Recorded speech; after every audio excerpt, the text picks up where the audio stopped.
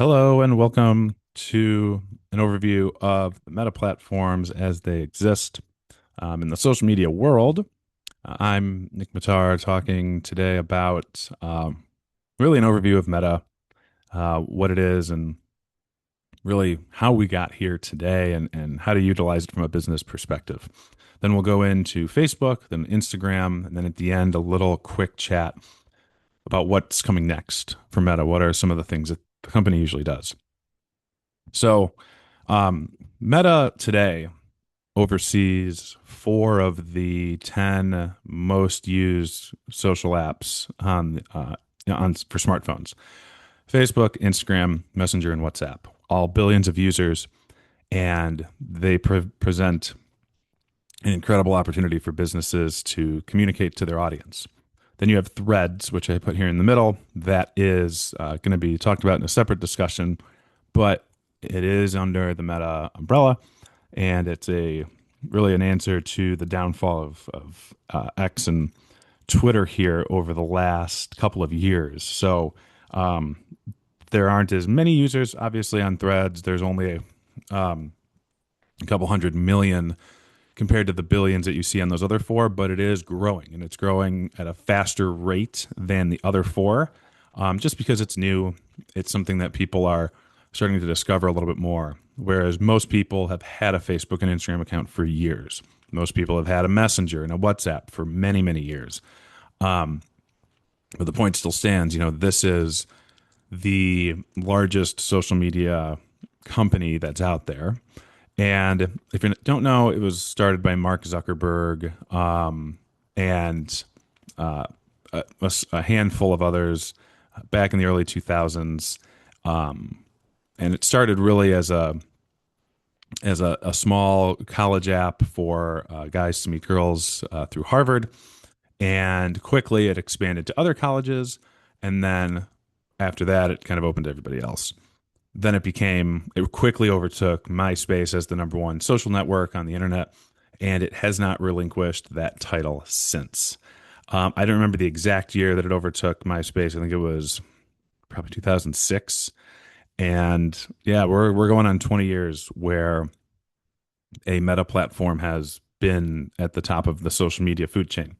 Now, the name Meta did not come about until about 10 years ago.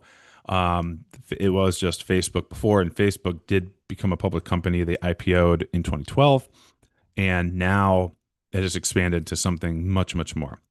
Um, it's pretty incredible, all of the different assets that exist here under the parent company, but also for businesses, this provides a great opportunity to reach people, not just on Facebook, not just on Instagram, but also through a lot of other avenues.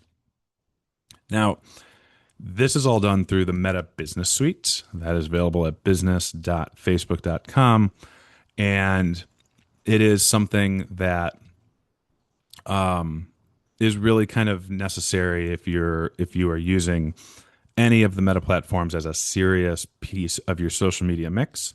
I put four here. It's actually, you can technically promote to all five, but all five of those apps that were mentioned on the last slide, you can schedule and post content to those from the business suite.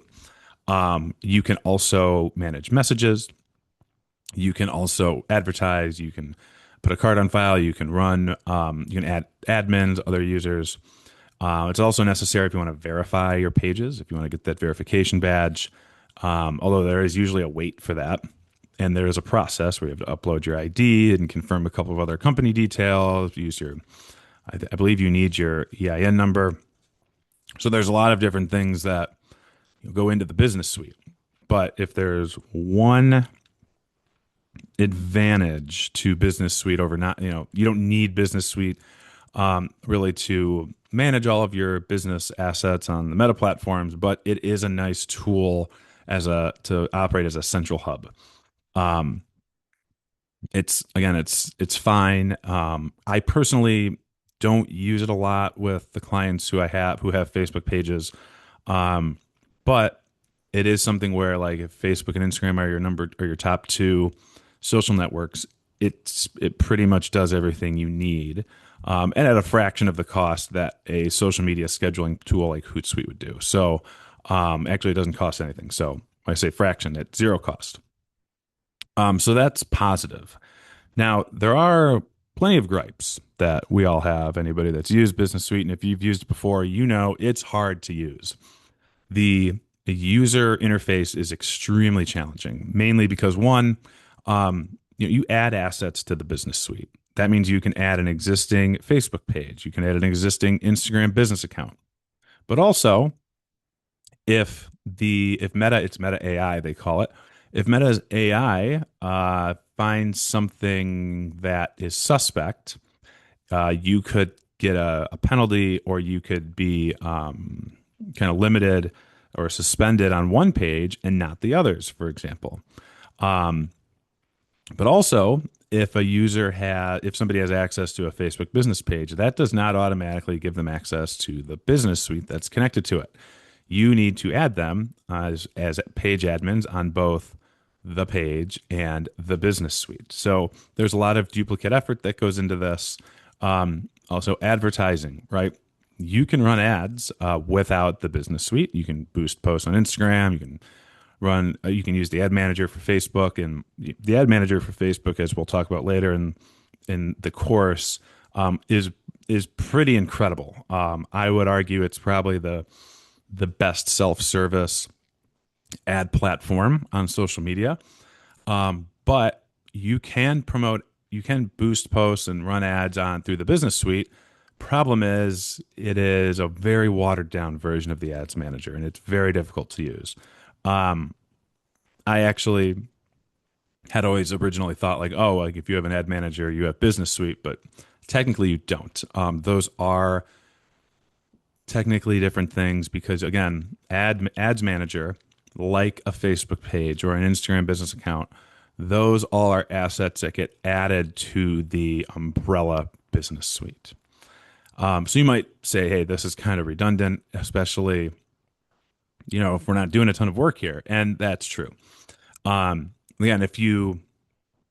there are a lot of businesses out there that live and die through Facebook and Instagram, and that not just organic, but through ads. If you're one of those companies and your entire social media presence is not just on Facebook and Instagram, but depends on it, right? Like you make money through ads, and you make money through responding to messages, and you have a huge influx of those, and you're all constantly posting new content, then yeah, Business Suite is worth it. But most companies have found that Business Suite is not entirely necessary. So you can do with that, make with that of that what you will. But the other thing that I didn't actually list here is if you want to connect any of like let's say an Instagram business account to a Hootsuite account, or you want to connect a Facebook page to Sprout, or vice versa, you need a business suite set up. Those connectors will not work unless you have business suite, just because of the way that permissions are passed through. And again, I don't know the technical reasons why, but that's unfortunately we all end up with a business suite account because a lot of times we want to use those third-party platforms, especially now as AI provides more options for us to utilize social media in different ways, and that allow us to automate a little bit more. So that's an overview of the business suite. I just wanted to start with that because if you were to look at all of the Meta properties as like an org chart, business suite in terms of usability is kind of at the top, and then all of the accounts fall underneath, including Facebook. So for the next video, I'll go into Facebook and we'll do a high level overview of that. But for now, I will cut this video here, and be sure to watch the next video here in this playlist, which will be all about marketing with Facebook.